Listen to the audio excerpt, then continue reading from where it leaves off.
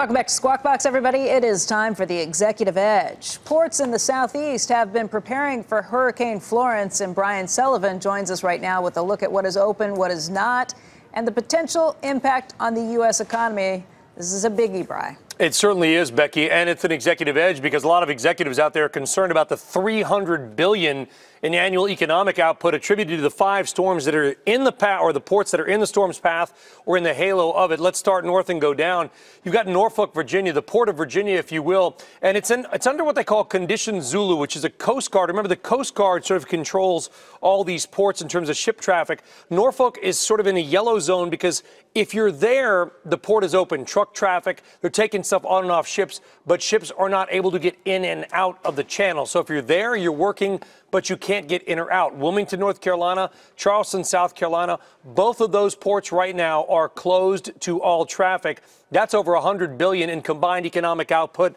Just those two. Savannah right now is open. Jacksonville right now is open. Now, earlier today on Worldwide Exchange, we had the opportunity to welcome in by phone the president of the South Carolina Ports Association. Effectively, he runs the port of Charleston, one of the biggest on the East Coast. His name is Jim Newsom, and we asked him about the concern, not just about the rain, but about the storm surge.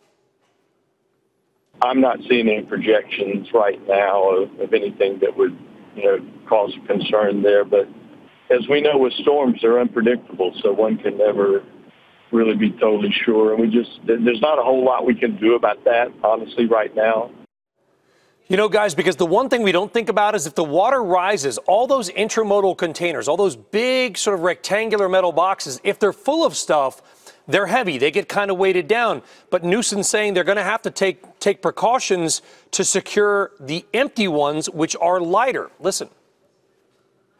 Believe it or not, we're most concerned about the empties because the loads are heavy. They weigh 25 tons, so they're not really going anywhere. But we have to strap the empties together to keep them in a block so they don't, because they can actually go flying around in a big wind event. Yeah, guys, so it's not just the ports, the $300 billion in economic output. It's the risk to life and property with cars or boats or these big intermodal containers floating around unstrapped down if we get the kind of storm surge that they're talking about. Brian, it's not just that. I mean, you look at these ports that are closed, the 3 of them closed to ships. How many ships are actually still out in the water in that area? It seems like we've had enough advance notice, and this storm has been moving slowly enough. You would expect and anticipate that ships have just been taken out of the way. Yeah, I wish I knew the number, but here's the thing. It's hard to aggregate the total figure, Becky, for a couple of reasons. Number one, you've got ships that were coming in that were rerouted. So they were supposed to go to Norfolk or Wilmington or Charleston. They said, we're going to go out back to sea where it's safe. Then what kinds of ships are we talking about? You've got obviously the cargo ships, the Panamaxes, the dry bulk carriers. You've got naval ships in Norfolk, which have all motored out to safer waters. You've got cruise ships in many of these ports, which have also all gone out. And as Jim Newsom told us, the Coast Guard is the one that controls what ultimately happens with the ports. They control what happens on land.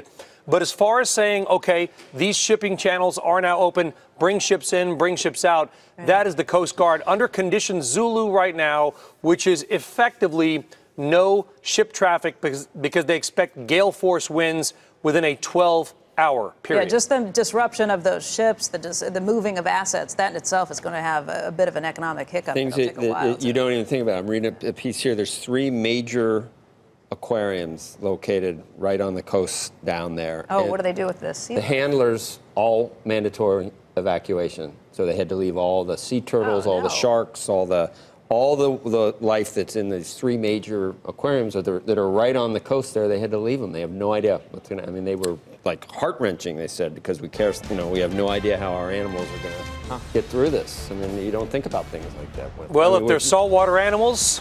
Yeah, I know that's not. It's like Stephen Wright said, the comedian. I have the world's largest seashell collection. I keep it scattered on beaches all around the planet. I don't know whether that's going to help here.